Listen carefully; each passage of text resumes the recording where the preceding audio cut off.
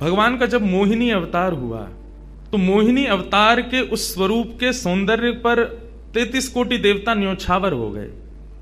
सबके मन में यह भाव आया, ये जो भी प्रकट हुई हैं ये किसी भी प्रकार से हमको हमारी गृहिणी के रूप में प्राप्त हो जाएं। इतने सुंदर ठाकुर जी बनकर के आए।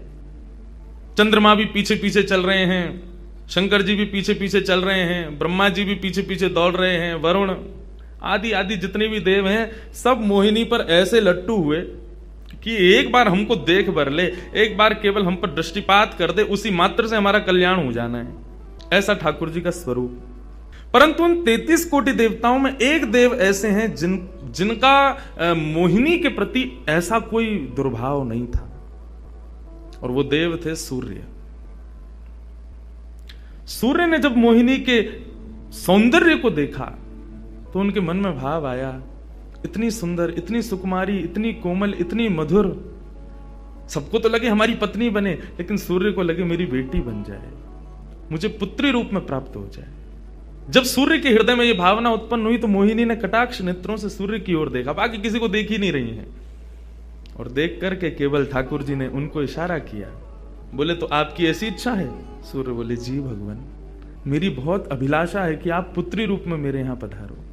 ठाकुर जी बोले इतना साधारण नहीं है हमको प्राप्त करना, पुत्र रूप में प्राप्त करना फिर भी साधारण होगा, लेकिन पुत्री भाव में ये तो असाधारण है, इसके लिए आपको तप करना पड़ेगा। सूर्य बोले मैं आज से ही तप करूंगा, लेकिन आप वचन दो मेरे यहां पधारोगे और इसी रूप में पधारोगे। मोहिनी ने कहा यदि मैं तुम्हारे भजन से प्रसन्न हुई, यदि तुम्हारी भक्ति में, तुम्हारे प्रेम में प्रबलता हुई, मोहिनी 33 कोटि देवताओं को मोहित करती है, लेकिन तुम्हारे भजन के प्रभाव से मैं जब तुम्हारे यहां अवतरित होंगी तो मोहिनी को भी मोहित करने वाला रूप धारण करके आऊंगी। मोहिनी जिसने तीनों लोकों को अपने रूप पर न्योछावर कर दिया, वो मोहिनी भी जिस रूप को देख करके मोहित हो जाए वो रूप आएगा आपके यहां पर। वही सूर्य वृषभानु जी के रूप में प्रकट हुए हैं, और जब वृषभानु जी के रूप में प्रकट हुए, उससे पहले एक राजा के रूप में भी आए थे, तब भी इन्होंने तपस्या की थी, लेकिन ठाकुर जी नहीं पधारे। जब वृषभानु के रूप में प्रकट हुए तो इन्होंने ठाकुर जी का यजन करना बंद कर दिया, ब्रह्मा जी का यजन प्रारंभ किया, ब्रह्मा जी से प्रार्थना की। ब्रह्मा जी प्रकट हुए, बोले क्या वरदान चाहिए? बोले वरदान आपसे नहीं चाहिए, वरदान हमको किसी ने कहा था कि वे हमारे यहाँ पुत्री रूप धारण करके आएंगे, मुझे लग रहा है वो कहीं भूल नहीं गए हो, इसलिए ब्रह्मा जी आप बहुत करीब हो ठाकुर जी के, आप उनको जाकर के संकेत करो कि कोई आश में बैठा उनकी में। जब से मोहिनी स्वरूप देखा तब से हम पागल हुए फिर रहे हैं। 33 कोटि देवताओं के मन में यही आता है कब प्रकट होंगी दोबारा, कृपा करो, आप प्रार्थना करो कि वो पधारें।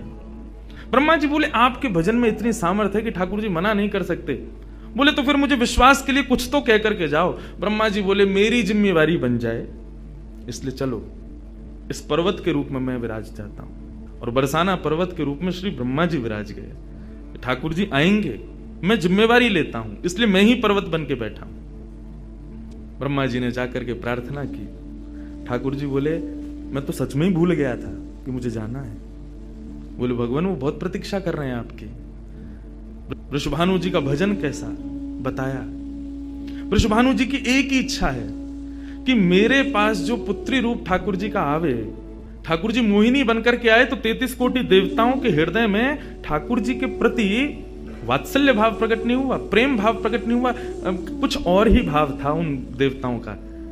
वृषभानु जी कह रहे हैं कि मैं ऐसी पुत्री पाना चाहता हूं जिसको देख करके काम नष्ट हो जाए, काम का भी मर्दन हो जाए, सामने वाले के हृदय में एक दिव्य प्रेम प्रकट हो, निष्काम प्रेम, अनकंडीशनल लव किसे कहते हैं, इसका प्रसाद पूरी दुनिया को देने वाली ऐसी पुत्री मेरे घर पधारे। स्वार्थ सिद्ध प्रेम सब करना जानते हैं, लेकिन निस्वार्थ प्रेम किसे कहते हैं वो ठाकुर जी का वो शक्ति स्वरूप ही सबको बता सकता है। ब्रह्मा जी की प्रार्थना हुई ठाकुर जी से। ठाकुर जी अपने वैकुंठ में विचरण कर रहे हैं, विचार कर रहे हैं कैसे करूं, नंद यशोदा के यहाँ भी जाना है, देव की वसुदेव के यहाँ भी पुत्र बनना है, पहले से ही 4 मम्मी पापा हैं हमारे, अब ये 2 मम्मी पापा और कैसे बनाऊं, 6 माता पिता। तब ठाकुर जी विचरण कर रहे थे, तभी एक खंभ में मणि, उस मणि में ठाकुर जी ने अपना प्रतिबिंब देखा। जैसे ही ठाकुर जी ने स्वयं का प्रतिबिंब देखा, प्रतिबिंब देख के आगे बढ़े, लेकिन ठाकुर जी मन में विचार करने लगे मुझे सबके स्वभाव प्रिय हैं, लेकिन अपना यदि देखूं तो अपना प्रतिबिंब बहुत प्रिय है। जब स्वयं को देखता हूं प्रतिबिंब में, तो ऐसा लगता है कि मानो जो सबको मोहित कर रहा है वो स्वयं को जब देखे तो खुद भी मोहित हो रहा है। क्योंकि प्रतिबिंब कभी झूठ नहीं बोलता, प्रतिबिंब का ये स्वभाव है, आप जैसे हो वैसा आपको दिखाता है। अब तो ठाकुर जी लाए महाराज लक्ष्मी जी की पूरी पेटिका लेकर के आए श्रृंगार की, और अपने प्रतिबिंब स्वरूप को ही उन्होंने श्रृंगार करना प्रारंभ किया। किशोरी जी का जो स्वरूप है वो ठाकुर जी ने उसका श्रृंगार किया है। नारायण बैठे महाराज सिंहासन लगा करके अपने प्रतिबिंब का ही श्रृंगार कर रहे हैं। मोर पीछ हटाया, मुकुट उतार के दूर रखा, घुंघराले केशों को खोल दिया, नेत्रों में सुंदर सुंदर छोटा छोटा काजल लगाया, माथे पर एक सुंदर बिंदिया लगाई है, होठों पर निर्मल लालिमा लगाई है, गले में हार पहनाया, सर्वांगीण श्रृंगार किया, और लक्ष्मी जी की चुनरी ला करके जैसे ही शीश पर से चढ़ा करके ठाकुर जी ने थोड़ा सा जो श्याम रंग है उसको जैसे ही गौरवर्ण किया, वैकुंठ के उस प्रतिबिंब में से मानो जैसे सूर्य चंद्र का एकाकार रूप प्रकट हो गया हो, इतना तेज पुंज प्रकट हो गया कि ठाकुर जी भी अपने नेत्रों को छुपाने लगे। थोड़ी देर नेत्रों को बंद करने के बाद जब बड़ी धीरे से ठाकुर जी ने जब अपने प्रतिबिंब की ओर देखा तो किशोरी जी का दिव्य स्वरूप वहां प्रकट हो गया। ठाकुर जी ने दंडवत किया, पहले प्रणाम, हे श्याम सुंदर, आपने ही मेरो निर्माण कियो है, आपने ही मुझको प्रकट कियो है, क्या भाव है? ठाकुर जी बोले कोई भाव नहीं है, केवल मोहिनी भाव से 33 कोट देवता मोहित हुए थे, लेकिन मैं मोहित नहीं हो पाया था, इसलिए तब से मैं भी तड़प रहा था कि मुझे भी कोई मोहित करे, उस मोहिनी को भी मोहित कोई करे। वो स्वरूप आज प्रकट हुआ है। धर्म की स्थापना हुई, ज्ञान की स्थापना हुई, भक्ति की स्थापना हुई, वैराग्य की स्थापना हुई, लेकिन अंततो गत्वा इस संसार का सार जो प्रेम है उसकी स्थापना नहीं हुई है। उसके लिए आपका अवतार धारण करना अति आवश्यक है। आप मेरी शक्ति हैं, आप मेरी आत्मा हैं।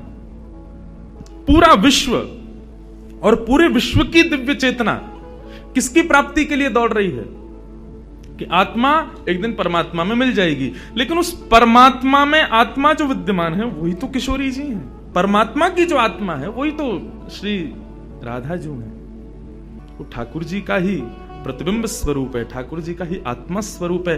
किशोरी जी से प्रार्थना की ठाकुर जी ने कि आप पधारो और प्रेम की स्थापना के लिए आप भूमंडल पर सूर्य के ही अवतार वृषभानु जी के यहाँ पर आप अवतरित हो। तब किशोरी जी ठाकुर जी की बात मान करके और वृषभानु और कीर्ति के यहाँ पर अवतरित होती हैं।